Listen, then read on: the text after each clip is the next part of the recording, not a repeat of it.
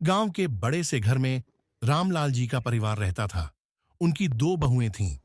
बड़ी बहू सुनीता, जो परंपराओं को मानने वाली और घर के कामकाज में निपुण थीं, और छोटी बहू पूजा, जो पढ़ी लिखी और आधुनिक विचारों वाली थी।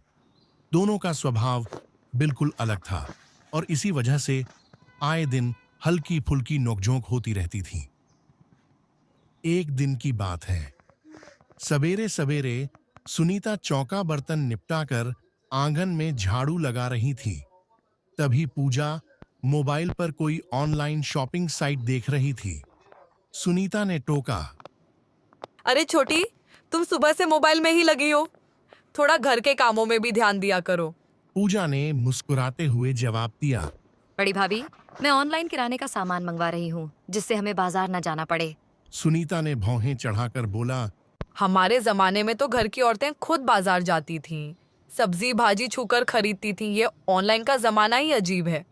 पूजा हंसकर बोली, बड़ी भाभी, समय के साथ बदलना भी जरूरी है। अगर मोबाइल से काम आसान हो सकता है तो इसमें क्या बुराई है। दोपहर में फिर बहस छिड़ गई।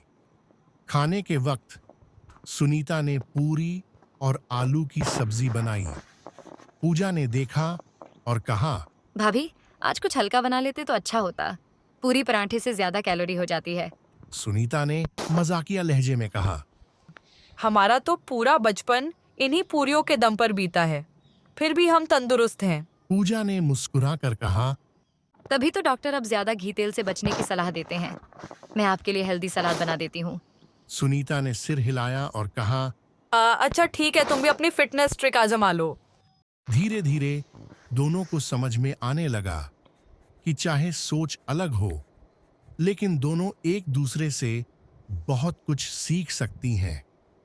सुनीता ने पूजा से मोबाइल के जरिए आसान तरीके सीखने शुरू किए, तो पूजा ने सुनीता से घर के पारंपरिक व्यंजन बनाना और घरेलू नुस्खे सीख लिए। अब नोक झोंक कम हो गई थी और उनकी बहस हंसी मजाक तक सीमित रह गई थी। आखिर जब दो अलग सोच की औरतें एक छत के नीचे रहती हैं, तो थोड़ा हंसना झगड़ना तो चलता ही है।